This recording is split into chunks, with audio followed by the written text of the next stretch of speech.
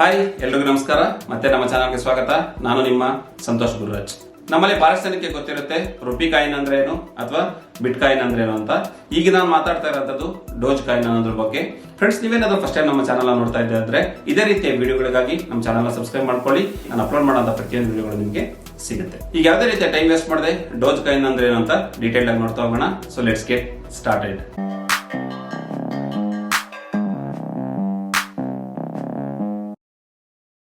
First question, what is ಡೋಜ್ coin ಅಂತ. So ಡೋಜ್ coin ಅನ್ನೋದನ್ನ explain ಮಾಡೋಕೆ ಮುಂಚೆ ನಿಮ್ಮಲ್ಲಿ ಯಾರಿಗಾದ್ರೂ ಕ್ರಿಪ್ಟೋ ಕರೆನ್ಸಿ ಅಂತ ಗೊತ್ತಿಲ್ಲ ಅಂದ್ರೆ ಅದ್ರ ಬಗ್ಗೆ 1 ಮಿನಿಟ್ ಅಲ್ಲಿ ಎಕ್ಸ್ಪ್ಲೇನ್ ಮಾಡ್ಬಿಡ್ತೀನಿ. ಕ್ರಿಪ್ಟೋ ಕರೆನ್ಸಿ ಅಂದ್ರೆ ಯಾವ್ದನ್ನು ನಾವು ಟಚ್ ಮಾಡಕ್ಕಾಗಲ್ಲ, ಯಾವುದು ನಮ್ಮ ಒಂದು ಕಂಟ್ರೋಲ್ ಅಲ್ಲಿ ಇರಲ್ಲ, ಯಾವುದು ಅನ್ಅಥರೈಸ್ಡ್ ಆಗಿರುತ್ತೆ, ಅಂದ್ರೆ ಎಲ್ಲೋ ಯಾರೋ ಕುತ್ಕೊಂಡು ಅದನ್ನ ಆಪರೇಟ್ ಮಾಡ್ತಿರ್ತಾರೆ. ಸೊ ಅಂತದನ್ನ ಕ್ರಿಪ್ಟೋ ಕರೆನ್ಸಿ ಅಂತಾರೆ. ರೆಗ್ಯುಲರ್ ಕರೆನ್ಸಿಗೆ ಎಕ್ಸಾಕ್ಟ್ ಆಪೋಸಿಟ್ ಆಗಿ ಕ್ರಿಪ್ಟೋ ಕರೆನ್ಸಿ ಅನ್ನೋದು ಕೆಲಸ ಮಾಡುತ್ತೆ. ಅಂದ್ರೆ ನಮ್ಮ ಕರೆನ್ಸಿ ಈಗ ರುಪಿ ಇರ್ಬೋದು, ಡಾಲರ್ಸ್ ಇರ್ಬೋದು, ಇದನ್ನೆಲ್ಲ ಯಾರೋ ಒಬ್ರು ಅಥಾರಿಟಿ ಅದನ್ನ ಮ್ಯಾನೇಜ್ ಮಾಡ್ತಿರ್ತಾರೆ, ಮಾನಿಟರ್ ಮಾಡ್ತಿರ್ತಾರೆ. ಸೊ ಅದಕ್ಕೊಂದು ಕಂಟ್ರೋಲ್ ಅನ್ನೋದಿರುತ್ತೆ. ಬಟ್ ಕ್ರಿಪ್ಟೋ ಕರೆನ್ಸಿಗೆ ಯಾವುದೇ ರೀತಿಯ ಕಂಟ್ರೋಲ್ ಅನ್ನೋದಿರಲ್ಲ. ಇದು ಕಂಪ್ಲೀಟ್ಲಿ ಡಿಜಿಟಲಿ ನಡೆಯುವಂತ ಒಂದು ಕರೆನ್ಸಿ ಆಗಿರುತ್ತೆ. ಈಗ ನಿಮ್ಗೆ ಕ್ರಿಪ್ಟೋ ಕರೆನ್ಸಿ ಅಂದ್ರೆ ಏನು ಅಂತ ಕ್ಲಿಯರ್ ಆಗಿ ಐಡಿಯಾ ಅನ್ನೋದು ಬಂದಿರುತ್ತೆ. ಸೊ ಈ ರೀತಿ ಇರೋಂತ ಕ್ರಿಪ್ಟೋ ಕರೆನ್ಸಿಯಲ್ಲಿ ಡಾಜಿ ಕಾಯಿನ್ ಸಹ ಒಂದು ಕ್ರಿಪ್ಟೋ ಕರೆನ್ಸಿ ಆಗಿರುತ್ತೆ. ಈ ಡಾಜ್ ಕಾಯಿನ್ ಅನ್ನೋದು ಲಾಂಚ್ ಆಗಕ್ಕೆ ರೀಸನ್ ಏನು ಅಂತ ಈಗ ತಿಳ್ಕೊಳ್ಳೋಣ. 2013 ಅಲ್ಲಿ ತುಂಬಾ ಪಾಪ್ಯುಲರ್ ಆದಂತ ಮೀಮ್ಸ್ ಅಲ್ಲಿ ಇಲ್ಲಿ ಕಾಣ್ತಿದೆಯಲ್ಲ, ಈ ನಾಯಿ ಒಂದು ತುಂಬಾ ಪಾಪ್ಯುಲರ್ ಆಗಿರುತ್ತೆ. ಸೊ ಈ ಒಂದು ನಾಯಿನ ಎಲ್ಲಾ ಮೀಮ್ಸ್ ಅಲ್ಲಿ ಯೂಸ್ ಮಾಡ್ತಿರ್ತಾರೆ. ಇದು ಜಪಾನ್ ಸಂಬಂಧಪಟ್ಟಿರೋ ಒಂದು ನಾಯಿಯ ತಳಿ ಆಗಿರುತ್ತೆ. ಇದು 2013 ಅಲ್ಲಿ ತುಂಬಾ ಯೂಸ್ ಆದಂತ ನಾಯಿಗಳ ಒಂದು ಫೋಟೋಸ್, ಅಂದ್ರೆ ಏನೀಗ ಮೀಮ್ಸ್ ಅಂತ ಕರಿತೀವಲ್ಲ, ಅದ್ರ ಪೈಕಿ ತುಂಬಾ ಪಾಪ್ಯುಲರ್ ಆಗಿರೋಂಥದ್ದು ಪ್ಲಸ್ ಅವಾರ್ಡ್ ಸಹ ಗೆದ್ದಿರೋಂತ ಫೋಟೋ ಆಗಿರುತ್ತೆ. ಸೊ ಈ ರೀತಿ ಇದನ್ನ ಮೀಮ್ಸ್ ಗೋಸ್ಕರ ಯೂಸ್ ಮಾಡ್ತಿರ್ತಾರೆ. ಆಗ ಒಬ್ಬ ಅಡೋಬ್ ಕಂಪ್ನಿಯ ಒಬ್ಬ ಸಾಫ್ಟ್ವೇರ್ ಇಂಜಿನಿಯರ್ ಈ ಒಂದು ನಾಯಿಯ ಫೋಟೋನ ತಗೊಂಡು ಫನ್ಗೋಸ್ಕರ, ಸುಮ್ಮನೆ ತಮಾಷೆಗೋಸ್ಕರ ಅವರು ಟ್ವಿಟರ್ ಅಲ್ಲಿ ಹಾಕ್ತಾರೆ, ನಾನು ಇದನ್ನ ಕರೆನ್ಸಿ ಮಾಡಬೇಕು ಅಂತ ಇದ್ದೀನಿ, ಇದ್ರ ಹೆಸರು ಡೋಜ್ ಕಾಯಿನ್ ಅಂತ. ಸೊ ಅವ್ರಿಗೆ ಗೊತ್ತಿರೋ ಅವರು ಕಾಮಿಡಿಗೆ ಅಂತ ಹಾಕಿರ್ತಾರೆ. ಅವರು ಆ ಪೋಸ್ಟ್ ಮಾಡಿದ ನಂತರ ಆ ಒಂದು ಟ್ವಿಟರ್ ಪೋಸ್ಟ್ ಗೆ ಸಿಕ್ಕಾಪಟ್ಟೆ ರೆಸ್ಪಾನ್ಸ್ ಅನ್ನೋದು ಬರುತ್ತೆ. ತುಂಬಾ ಕಮೆಂಟ್ಸ್, ತುಂಬಾ ಲೈಕ್ಸ್, ತುಂಬಾ ರೀಟ್ವೀಟ್ಸ್ ಅನ್ನೋದಾಗುತ್ತೆ.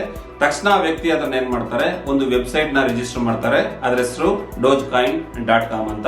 ಸೊ ಟ್ವಿಟರ್ ಅಲ್ಲಿ ಮಾಡಿದಂತ ಪೋಸ್ಟ್ ಸಿಕ್ಕಂತ ರೆಸ್ಪಾನ್ಸ್ ಅನ್ನು ನೋಡಿಕೊಂಡು ಅವರು ಒಂದು ವೆಬ್ಸೈಟ್ ನ ಲಾಂಚ್ ಮಾಡ್ತಾರೆ. ಆ ವೆಬ್ಸೈಟ್ ಗೂ ಸಹ ಸಿಕ್ಕಾಪಟ್ಟೆ ಟ್ರಾಫಿಕ್ ಬರಕ್ ಸ್ಟಾರ್ಟ್ ಆಗುತ್ತೆ.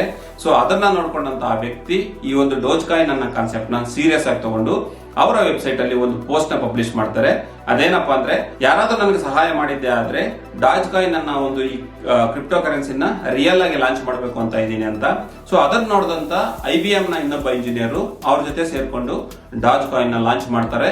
ತಮಾಷೆ ಸ್ಟಾರ್ಟ್ ಮಾಡಿದಂತ ಒಂದು ಕ್ರಿಪ್ಟೋ ಕರೆನ್ಸಿ ಸೀರಿಯಸ್ ಆಗಿ ಕ್ರಿಪ್ಟೋ ಕರೆನ್ಸಿ ಆಗಿ ಲಾಂಚ್ ಆಗುತ್ತೆ. ಇದು ಲಾಂಚ್ ಆದ ನಂತರ ಈ ಒಂದು ಕ್ರಿಪ್ಟೋ ಕರೆನ್ಸಿನ ರೆಡಿಟ್ ಅನ್ನೋ ವೆಬ್ಸೈಟ್ ಅಲ್ಲಿ ಯೂಸ್ ಮಾಡ್ತಿರ್ತಾರೆ. ಸೊ ಯಾರಾದ್ರೂ ಚಂದಾಗಿ ಪೋಸ್ಟ್ ಮಾಡಿದಾಗ ಅಥವಾ ಯಾರಿಗಾದ್ರೂ ಹೆಲ್ಪ್ ಮಾಡಬೇಕು, ಸಪೋರ್ಟ್ ಮಾಡಬೇಕು ಅಂದಾಗ ಈ ಕ್ರಿಪ್ಟೋ ಕರೆನ್ಸಿನ ರೆಡಿಟ್ ಅನ್ನೋ ವೆಬ್ಸೈಟ್ ಅಲ್ಲಿ ಒಬ್ಬರಿಂದ ಇನ್ನೊಬ್ಬರಿಗೆ ಸಪೋರ್ಟ್ ಆಗಿ ಅದನ್ನ ಡೊನೇಟ್ ಮಾಡಕ್ಕೆ ಯೂಸ್ ಮಾಡ್ತಾ ಇರ್ತಾರೆ.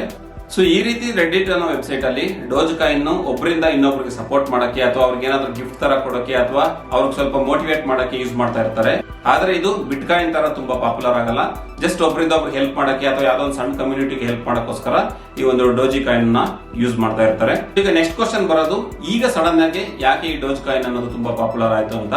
ನಮ್ಮೆಲ್ಲರಿಗೂ ಗೊತ್ತಿದೆ ಎಲಾನ್ ಮಸ್ಕ್ ಯಾರು ಅಂತ.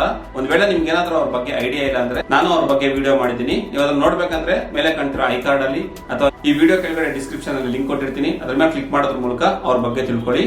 ಸೊ ಆ ವ್ಯಕ್ತಿ ಈ ಡೋಜ್ ಕಾಯಿನ್ ಬಗ್ಗೆ ಟ್ವೀಟ್ ಅನ್ನ ಮಾಡ್ತಾರೆ ಇದೇ ವರ್ಷ ಫೆಬ್ರವರಿಯಲ್ಲಿ.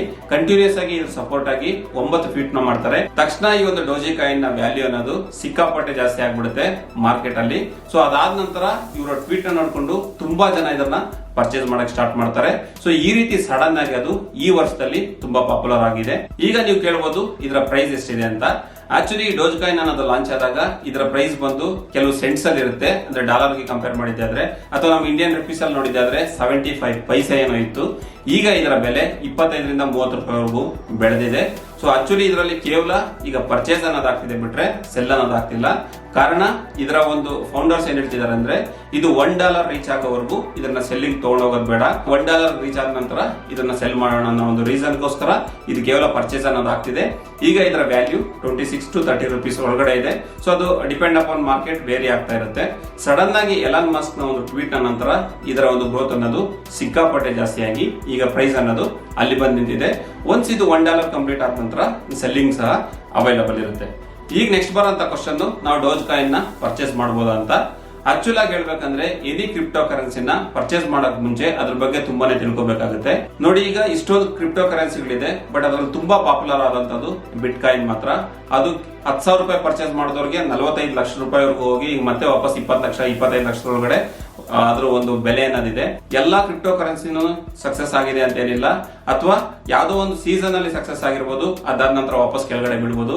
ಉದಾಹರಣೆಗೆ ಈಗ ಎಲಾನ್ ಮಸ್ಕ್ ಟ್ವೀಟ್ ಮಾಡಿದ್ದಾರೆ ಅಂತ ಈಗ ಅದ್ರ ಪ್ರೈಸ್ ಜಾಸ್ತಿ ಇರಬಹುದು, ಅದ್ ನಾಳೆ ಏನೋ ಬೇರೆ ಕಾರಣದಿಂದ ಕೆಳಗಡೆ ಬರ್ಬೋದು. ಸೊ ಆ ಕಾರಣಕ್ಕೆ ಯಾವ್ದೇ ಒಂದು ಕ್ರಿಪ್ಟೋ ಕರೆನ್ಸಿನ ಪರ್ಚೇಸ್ ಮಾಡ್ಬೇಕಂದ್ರೆ ಅದ್ರ ಬಗ್ಗೆ ತುಂಬಾ ಸ್ಟಡಿ ಮಾಡಿ ಅದು ಸೇಫ್ ಇದೆಯಾ ಇಲ್ವಾ ಅಂತ ತಿಳ್ಕೊಂಡು ಮಾತ್ರನೇ ಪರ್ಚೇಸ್ ಮಾಡ್ಬೇಕಾಗುತ್ತೆ.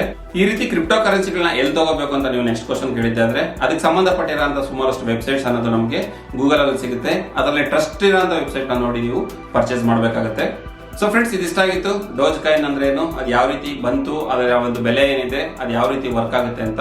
ಸೊ ಫ್ರೆಂಡ್ಸ್, ಈ ವಿಡಿಯೋ ನಿಮ್ಗೆ ಇಷ್ಟ ಆಗಿದೆ ಅಂತ ತಿಳ್ಕೊಂತೀನಿ. ಇದೇ ರೀತಿಯ ವಿಡಿಯೋಗಳಿಗಾಗಿ ನಮ್ಮ ಚಾನಲ್ ಸಬ್ಸ್ಕ್ರೈಬ್ ಮಾಡ್ಕೊಳ್ಳಿ. ಈ ವಿಡಿಯೋ ಬಗ್ಗೆ ಏನನ್ಸು ಅಂತ ನನಗೆ ಕಮೆಂಟ್ ಮೂಲಕ ತಿಳಿಸ್ಕೊಡಿ. Thank you for watching. Take care. Bye.